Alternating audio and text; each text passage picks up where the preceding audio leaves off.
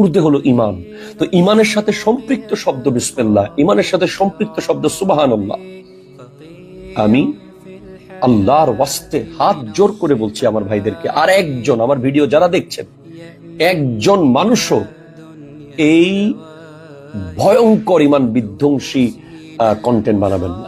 আপনি বিসমিল্লাহ সুবহানাল্লাহ বলতে চান তো আপনি এগুলো এটা জায়নামাজে বসে বলুন, আপনি মসজিদে বলুন, আপনি দ্বীনি কোনো কার্যক্রমের মধ্যে বলুন। আপনি কেন এটাকে একটা মজাক করতে করতে বলবেন? কেন আপনি এটাকে ঠাট্টা করতে করতে বলবেন? খবরদার, খবরদার, যার কাছে ঈমান নাই, এই জগতে তার কিছুই নাই, সে সবকিছু হারিয়ে ফেলেছে, সবকিছু হারিয়ে ফেলেছে। স্পষ্ট কুফরি হবে যদি কেউ বিসমিল্লাহ এবং সুবহানাল্লাহ নিয়ে মস্কারি করে।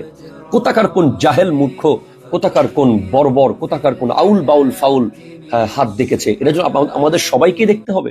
কেন আপনি ভালো কিছু নিয়ে কন্টেন্ট বানান, আপনি রাসূল পাকের কোন হাদিস নিয়ে কন্টেন্ট বানান, আপনি কোরআনুল কারীমের কোন আয়াত নিয়ে কন্টেন্ট বানান, আপনি দ্বীনি কোন বিষয় নিয়ে কন্টেন্ট বানান, আপনি যেখানে যখন মন চাচ্ছে আপনি বিসমিল্লাহ সুবহানাল্লাহ নিয়ে মজা করছেন। বিসমিল্লাহির রহমানির রহিম এই একটা আয়াত পড়লে শয়তান পালিয়ে যায়, প্রতি অক্ষরে অক্ষরে 10টা গুনাহ ঝরে যায়, 10টা সওয়াব দেওয়া হয়।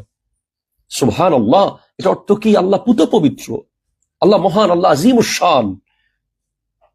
আল্লাহর ওয়াস্তে আমরা এটা নিয়ে মজাক করব না, আমরা সাবধান হয়ে যাব, আমরা হুঁশিয়ার হয়ে যাব। আল্লাহ তাআলা আমাদেরকে আমাদের ঈমানকে রক্ষা করুক।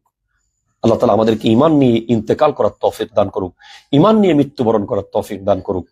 আসসালামু আলাইকুম ওয়া রাহমাতুল্লাহি ওয়া বারাকাতুহু।